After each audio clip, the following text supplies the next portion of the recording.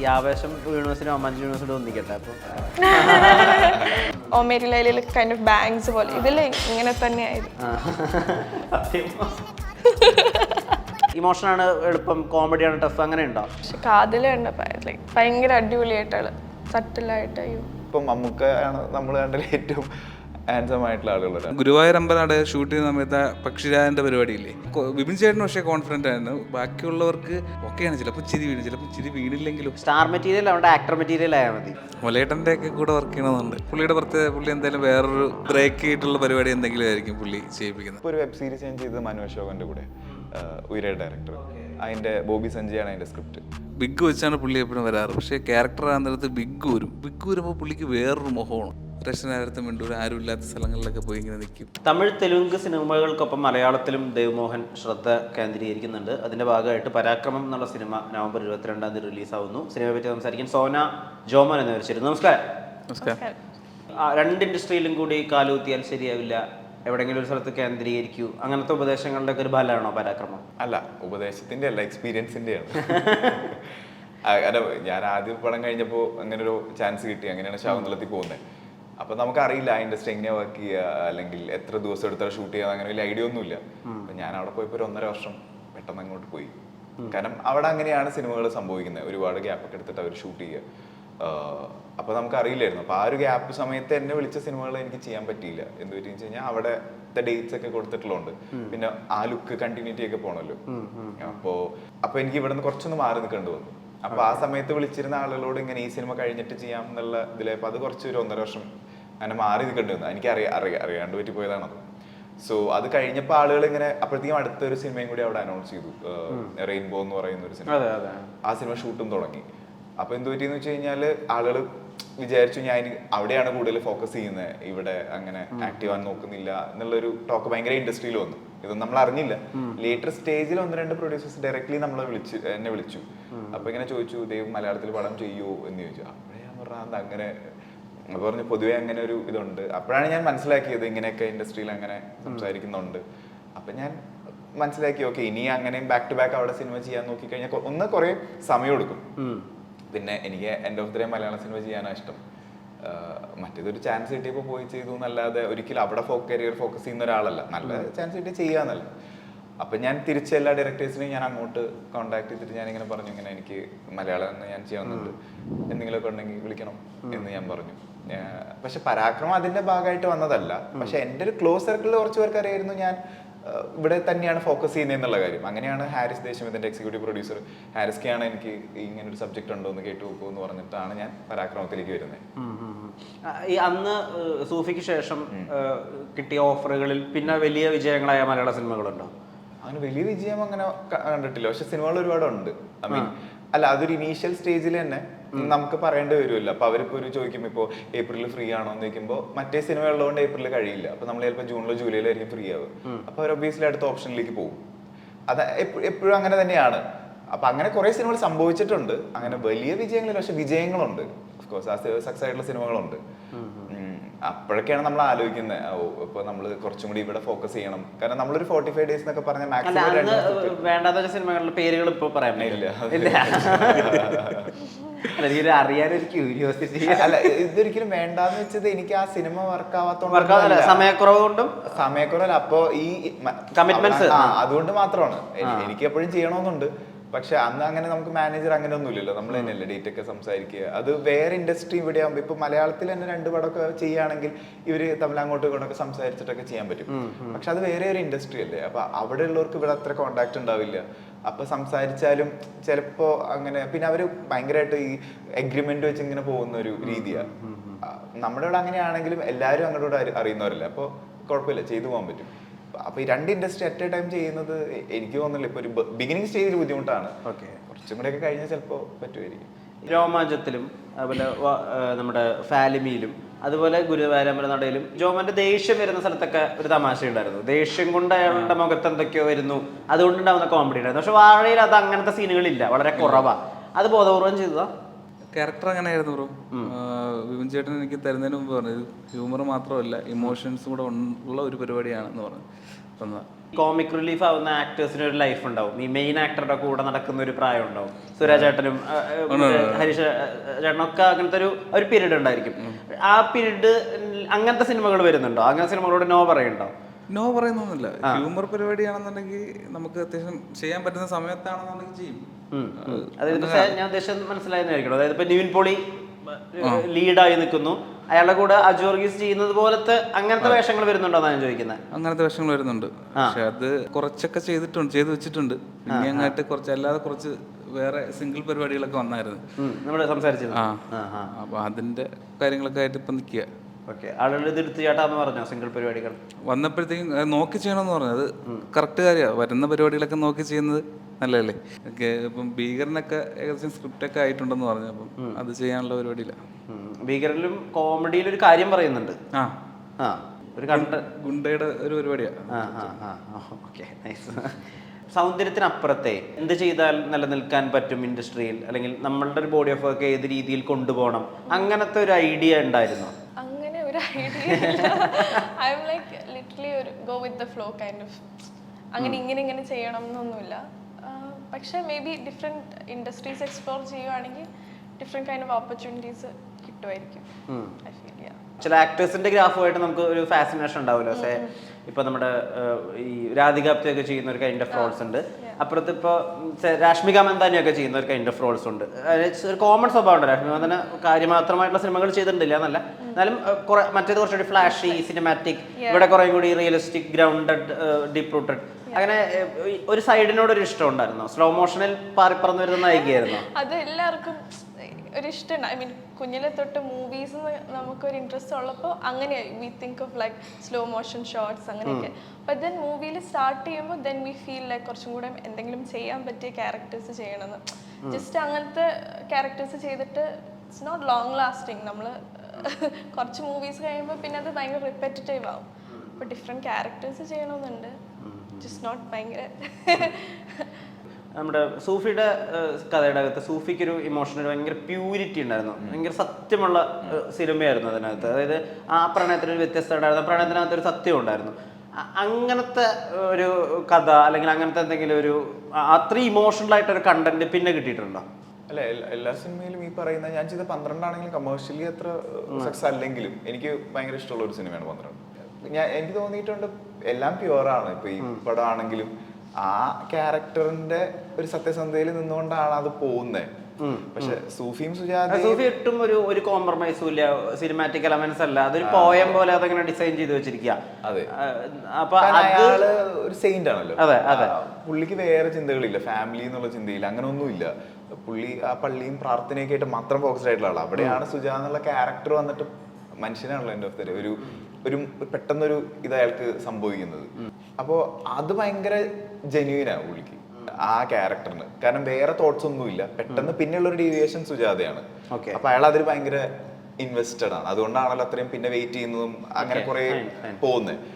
പക്ഷെ മറ്റുള്ള സിനിമകൾ എന്ന് പറയുമ്പോൾ കുറച്ചും കൂടെ നോർമൽ. ഇപ്പോൾ ഈ സിനിമയിൽ പരാക്രമത്തിലേക്ക് വരികയാണെങ്കിൽ വിശാഖം എന്ന് പറഞ്ഞാൽ ഒരു college first year second year ഒക്കെ പഠിക്കുന്നതാണ്.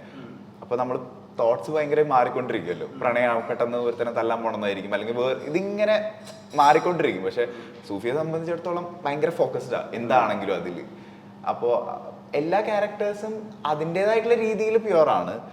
പക്ഷെ സൂഫി കുറച്ചും കൂടെ സെലിബ്രേറ്റ് ചെയ്ത രീതിയിൽ എനിക്ക് തോന്നിയിട്ടുണ്ട്. ഐ മീൻ ആളുകൾ വേറെ രീതിയിൽ അതിനെ അപ്രോച്ച് ചെയ്തു തോന്നുന്നു, നല്ല രീതിയിൽ. ഇപ്പം നമുക്ക് മോഡൽ ഒക്കെ ആവുന്ന സമയത്ത് അവർക്ക് എൻ്റെ ഈ സൈഡ് കാണിക്കാൻ അത്ര കോൺഫിഡൻ്റ് അല്ല. ഫോട്ടോ ചെയ്യുമ്പോഴായാലും അല്ലെങ്കിൽ റാമ്പോ ഒക്കെ ആകുമ്പോഴും എൻ്റെ ഈ ബോഡിയുടെ ഈ ഒരു സൈഡ് കാണിക്കാൻ ഓക്കെ അല്ല. അങ്ങനത്തെ ഒരു ഇൻഹിബിഷൻ ഉണ്ടാവില്ല ആളുകൾക്ക്, അല്ലെങ്കിൽ കോൺഫിഡൻസ് ഇല്ലായ്മ ഉണ്ടാവില്ല.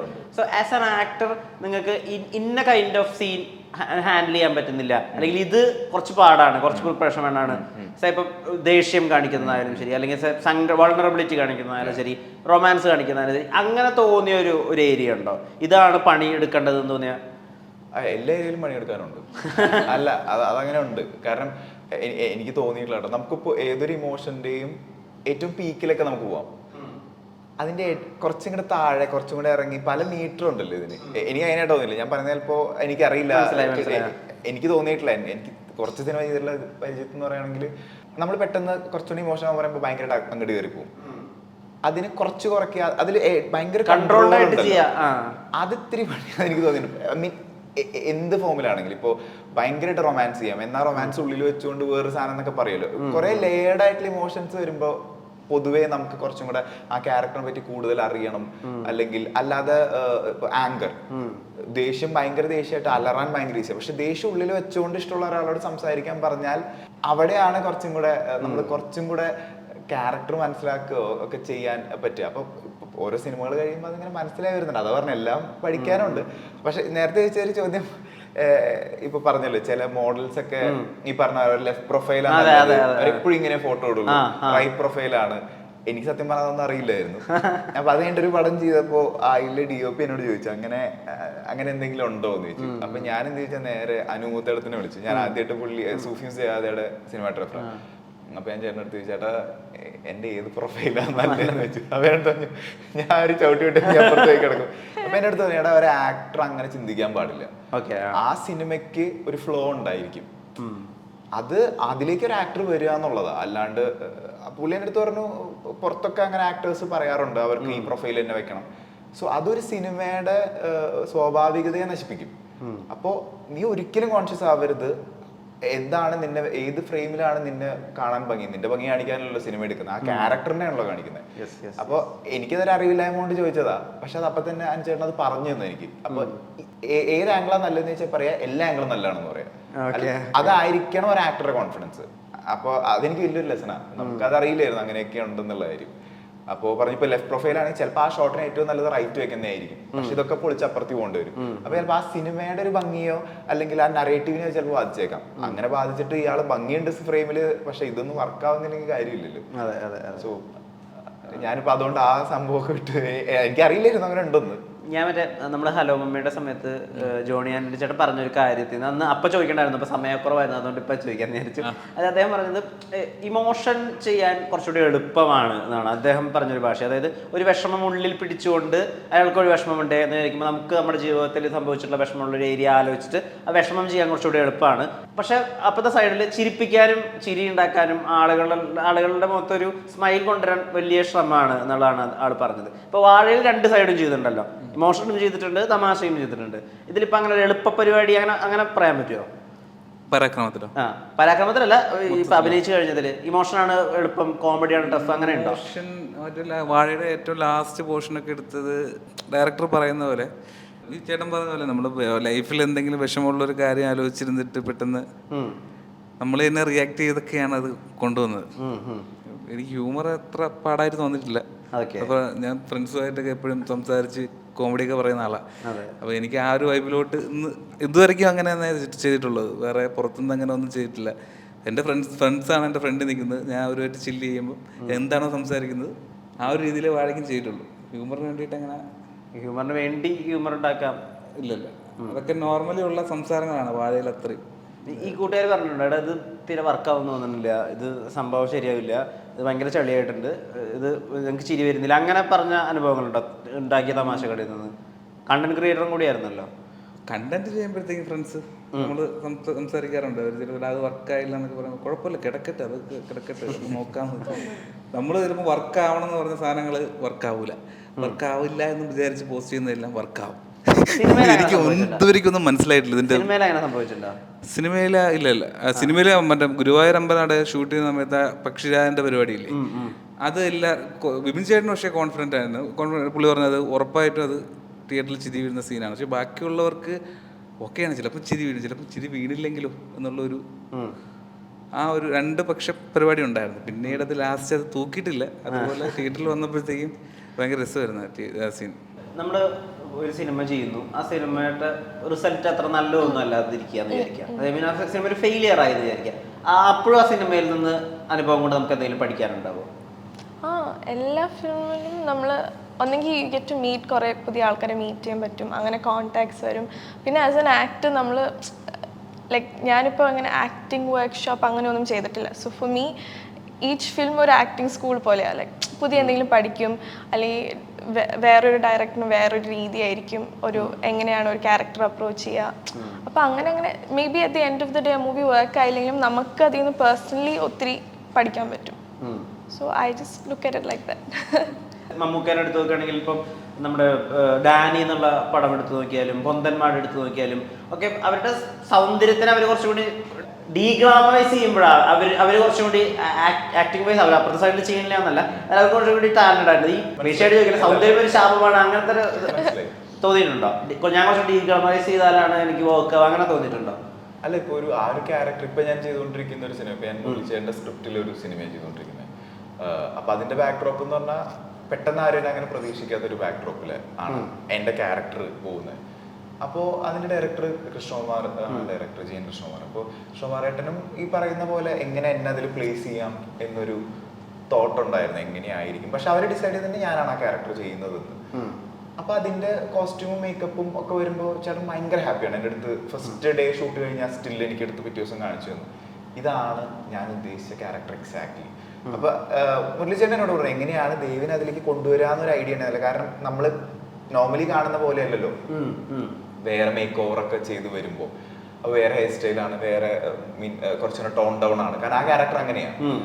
അപ്പോ എനിക്ക് തോന്നുന്നു അങ്ങനെ ഒരു പ്രശ്നമില്ല. അതൊരു ഡയറക്ടറുടെ വിഷനാണ്. ഈ ആക്ടറെ ഞാൻ ഇങ്ങനെ ആക്കിയെടുക്കും. പിന്നെ നമ്മൾ അതിന് കോസ്റ്റ്യൂം മേക്കപ്പ് ഒക്കെ ഒരുപാട് സഹായിക്കുന്നുണ്ട്.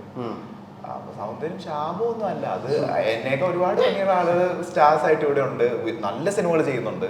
അപ്പൊ അങ്ങനെയൊന്നുമില്ല. പക്ഷെ എഗെയിൻ അതിനൊരു നല്ലൊരു ഒരാളതിന്റെ പുറകിലുണ്ടായിരിക്കണം. ഒരു സ്ക്രീനിന്റെ ബാക്കിൽ ഇരുന്ന ഒരു ഡയറക്ടർ ഒരു വിഷൻ ഉണ്ടായിരിക്കണം, എങ്ങനെ ചെയ്യണം. അല്ലെങ്കിൽ അത് ചിലപ്പോ പാളും. എനിക്ക് അങ്ങനെ തോന്നുന്നത്. അങ്ങനെ ഒരാളുണ്ടെങ്കിൽ ഇപ്പൊ നമുക്ക് നമ്മൾ കണ്ട ഏറ്റവും ഹാൻസം ആയിട്ടുള്ള ആളുകളാണ്. അപ്പൊ നമുക്ക് എത്ര അങ്ങനത്തെ ക്യാരക്ടേഴ്സ് ചെയ്യും, നമുക്ക് അതൊന്നും അടിക്കുന്നില്ലല്ലോ. മമ്മൂക്കയുടെ എഫേർട്ടും ഉണ്ട്, അറ്റ് ദ സെയിം ടൈം അത് ഉണ്ടാക്കുന്ന ഒരു മേക്കറുടെ ഒരു വിഷനും ഉണ്ട്. അങ്ങനെ ഉണ്ടെങ്കിൽ അങ്ങനെ പ്രശ്നമേ ഇല്ല. ഞാൻ അതിൽ വിശ്വസിക്കുന്നത്. അതുകൊണ്ട് ഞാൻ ശാപമായിട്ട് എനിക്ക് അങ്ങനെ തോന്നിയിട്ടില്ല. നല്ല ഡയറക്ടറോട്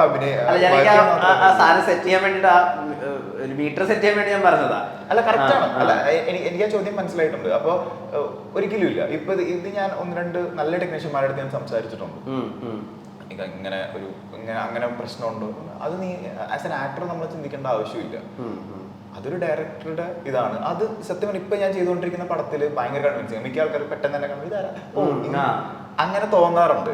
അപ്പൊ അത് ആ ക്യാരക്ടറായിട്ട് അവർക്ക് ഫീൽ ചെയ്യുന്നുണ്ടെങ്കിൽ അത് ആ ഡയറക്ടറുടെ വിഷനാണ്. അല്ലെങ്കിൽ അല്ലേ, അല്ലാണ്ട് നമുക്ക് അതിലൊന്നും ചെയ്യാനില്ല.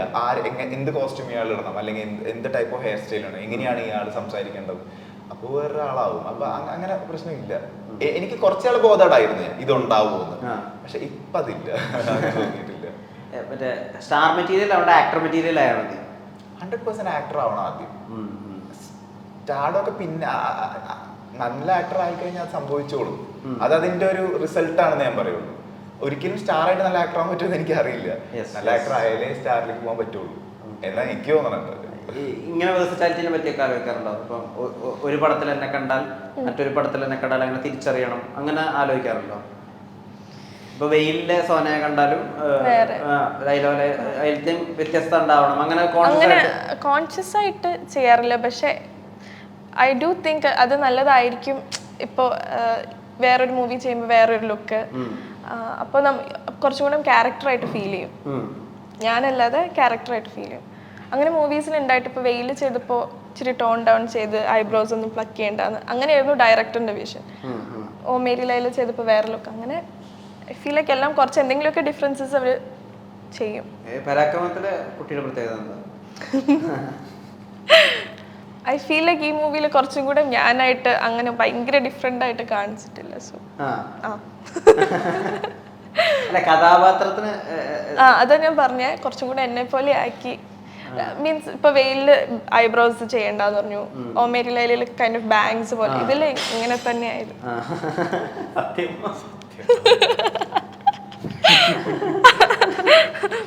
റൊമാൻറ്റിക് പെയർ അല്ലെങ്കിൽ നായകനെ പ്രേമിക്കുന്ന നായിക, അപ്പൊ നമ്മുടെ മനസ്സിൽ കുറെ ഇതുണ്ടാവില്ല, കുറെ ഇമാജിനേഷൻസ് ഉണ്ടാവില്ല നമ്മൾ കണ്ട സിനിമകളിൽ നിന്ന്. അങ്ങനത്തെ എന്തെങ്കിലും എടുത്തിട്ട് പരാക്രമത്തിൽ യൂസ് ചെയ്യാൻ പറ്റുമോ? പരാക്രമത്തിൽ അങ്ങനെ റെഫറൻസസ് ആയിട്ടൊന്നും യൂസ് ചെയ്തില്ല. നമ്മളങ്ങ് ക്രിയേറ്റ് ഇല്ല. ഇതേപോലെ അങ്ങനെ ആഗ്രഹങ്ങളുണ്ടോ, മാനിഫെസ്റ്റേഷൻസ് ഉണ്ടോ, ഇന്ന ഒരു ഡയറക്ടറുടെ ഫ്രെയിമിൽ നിൽക്കണം? ഒരുപാട് പേരുണ്ട്. അവർക്കൊക്കെ മെസ്സേജ് അയക്കാറുണ്ട്. ഒരു നാണോ ഇല്ലാതെ മെസ്സേജ് അയക്കാറുണ്ട്. അല്ല ഞാൻ ചോദിക്കാറുണ്ട്, പോയി കാണും, ചോദിക്കും, എന്തെങ്കിലുമൊക്കെ പരിപാടി ഉണ്ടെങ്കിൽ വിളിക്കണം എന്ന് പറയും. ഞാനങ്ങനെ ഹീറോ പരിപാടി ഒന്നും ചോദിക്കാറൊന്നുമില്ല. എന്തെങ്കിലും മതി. എനിക്കൊരു ക്യാരക്ടർ, ഒരു ആർക്കുള്ള ക്യാരക്ടർ ആണെന്ന് ആഗ്രഹമുണ്ട്. ഇയാൾക്ക് ഒരു ആർക്ക് ഉണ്ടാവണം, അത് ബേസിക്കലി ആഗ്രഹിക്കാറുള്ളൂ. ഹീറോ ആണെന്നൊന്നും അങ്ങനെ ഞാനൊന്നും വിചാരിക്കാറൊന്നുമില്ല. നല്ല ഡയറക്ടേഴ്സിന്റെ കൂടെ വർക്ക് ചെയ്യുക, അങ്ങനെ ഇതിനെപ്പറ്റി കൂടുതൽ മനസ്സിലാക്കാൻ പഠിക്കുക എന്നൊക്കെയാണ് ആഗ്രഹിക്കുന്നത്. എനിക്ക് അങ്ങനെ വലിയ ആക്ടിംഗ് ബാക്ക്ഗ്രൗണ്ട് ഒന്നും ഇല്ല. സിനിമയിൽ വന്നിട്ടാണ് സിനിമ കൂടുതൽ മനസ്സിലാക്കിയിട്ടുള്ളത്.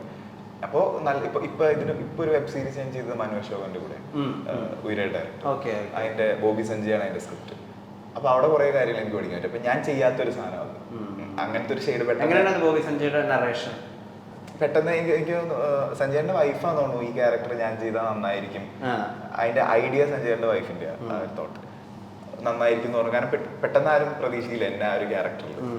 അങ്ങനെ എന്നെ മനുഷ്യരുടെ മീറ്റ് ചെയ്തു. അതിന് മുമ്പ് ഞാൻ മനുഷ്യരുടെ അടുത്ത് ചാൻസ് വെച്ച് പോയിട്ടുണ്ട്. ഞാൻ അതിന് മുമ്പ് ചോദിച്ചിട്ടുണ്ട്, അപ്പൊ മനുഷ്യരുടെ എന്തെങ്കിലും പരിപാടി എന്നെ വിളിക്കണം എന്ന് പറഞ്ഞു. അപ്പൊ അങ്ങനെ പെട്ടെന്ന് മനുഷ്യരുടെ ഒരു എന്നെ വിളിച്ച് ദൈവം കാണണം എന്ന് പറഞ്ഞു. ഈ ഒരു ഐഡിയ എന്നോട് പറഞ്ഞു. അതെനിക്ക് ഭയങ്കരമായിട്ട് വർക്കായി. അപ്പൊ എനിക്ക് അങ്ങനെ ഒരു ഷെയ്ഡ് ചെയ്യണമെന്നുണ്ടായിരുന്നു കുറെ നാളായിട്ട്. പക്ഷെ അതൊരു നല്ലൊരു പരിപാടിയിൽ ചെയ്യണമെന്നുണ്ടായിരുന്നു. അപ്പൊ അപ്പോഴെ കറക്റ്റ് ഇതിങ്ങനെ വന്നു. അപ്പോൾ സഞ്ജയന്റെ സ്ക്രിപ്റ്റ് ആകുമ്പോൾ അറിയാം, നമുക്ക് കുറെ സിനിമകൾ കണ്ടിട്ടുണ്ട്. അങ്ങനെ എനിക്ക് സ്ക്രിപ്റ്റ് വന്നു. സ്ക്രിപ്റ്റ് വായിച്ചപ്പോൾ എനിക്ക് ഭയങ്കര ഇഷ്ടമായി. അങ്ങനെയാണ് ഞാൻ അതിലേക്ക് പോകുന്നത്. അത് കഴിഞ്ഞിട്ട് സഞ്ജയേട്ടൻ അത് കണ്ടു. ഇപ്പൊ ഷൂട്ട് കഴിഞ്ഞതിന്റെ സഞ്ജയേട്ടൻ ഭയങ്കര ഹാപ്പിയാണ്. അപ്പൊ ഞങ്ങൾ കുറെ നേരം സംസാരിച്ചു. അപ്പൊ നമുക്ക് കുറെ പഠിക്കാൻ പറ്റുന്നുണ്ട് ആക്ച്വലി. അങ്ങനെ സഞ്ജയേട്ടൻ കുറെ സിനിമകൾ സജസ്റ്റ് ചെയ്യും, ഇത് കണ്ടു നോക്ക്, അല്ലെങ്കിൽ അങ്ങനെയൊക്കെ കുറെ പറയാറുണ്ട്. ജോമനുണ്ടോ അങ്ങനെ ഒരു ആക്ടറുടെ ഫ്രെയിമിൽ നിന്നാൽ കൊള്ളാമായിരുന്നു, അപ്പൊ അമൽ നീരത്തോ അല്ലെങ്കിൽ അങ്ങനെയൊക്കെ? ഇപ്പൊ വിനീത് ശ്രീനിവാസന്റെ മുലേട്ടന്റെ ഒക്കെ കൂടെ വർക്ക് ചെയ്യണമെന്നുണ്ട്. അതെ, ഒരുപാട് പേരുണ്ട് ബ്രോ, ഒരുപാട് പേരോട് വർക്ക് ചെയ്യണമെന്നുണ്ട്. എന്താണ് ശരിക്കും ഒരാളുടെ ഫ്രെയിമിൽ നിൽക്കുമ്പോൾ അമൽ ഫ്രെയിമിൽ ഉള്ള പ്രത്യേകത? ഒരു പുള്ളി എന്തായാലും പുള്ളിയുടെ പ്രത്യേകത, പുള്ളി എന്തായാലും വേറൊരു പരിപാടി ആയിരിക്കും എന്റെ കൂടെ.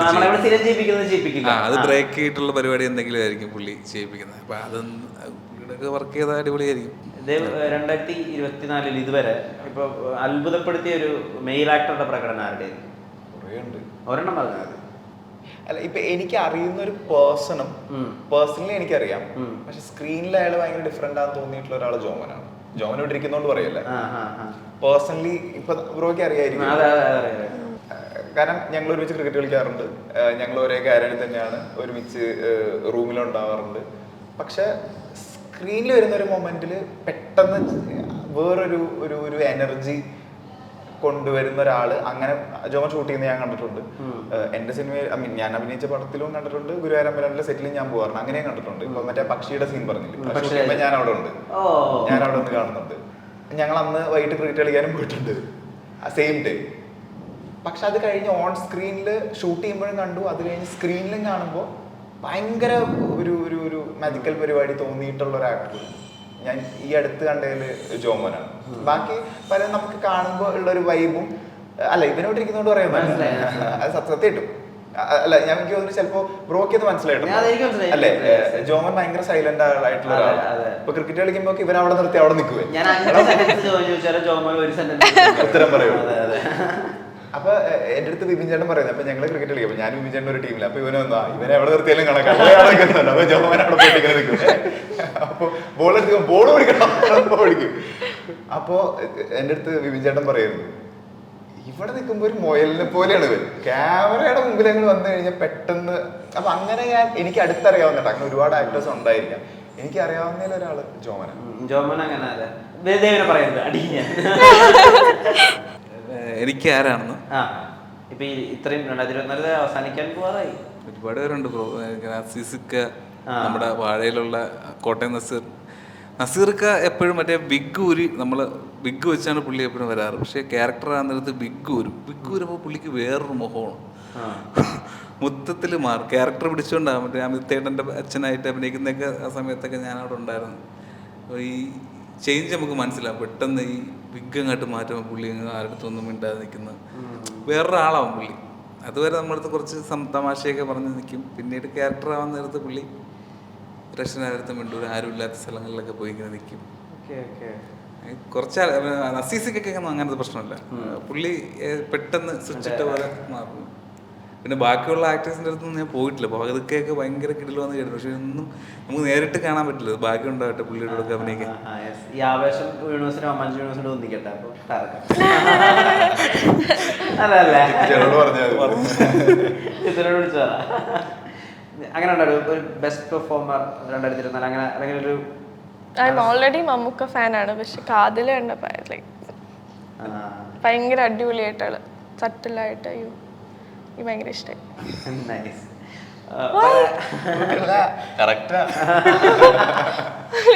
പരാക്രമത്തില് ദേവിന്റെ ഈ അൺഎക്സ്പ്ലോർഡ് ആയിട്ടുള്ള ഒരു ഏരിയ ഉണ്ടല്ലോ, റൂറൽ ബോയ്, അതായത് സാധാരണ ഷർട്ടും സാധാരണ പാൻറ്റും ഇട്ടിട്ട് കോളേജിൽ പോയി അലമ്പുണ്ടാക്കി വായ നോക്കി, ആ ഏരിയയും കൂടി ആളുകൾക്ക് ഇഷ്ടപ്പെടട്ടെ, ആളുകൾ ആ ഏരിയയും കൂടി വർക്ക് ആകുമ്പോഴാണല്ലോ എല്ലാ ചെക്ക് ബോക്സും ടിക്ക് ആവുന്നത്. അപ്പൊ അതിന്റെ കൂടി ഒരു ഉത്തരവാവട്ടെ പരാക്രമം.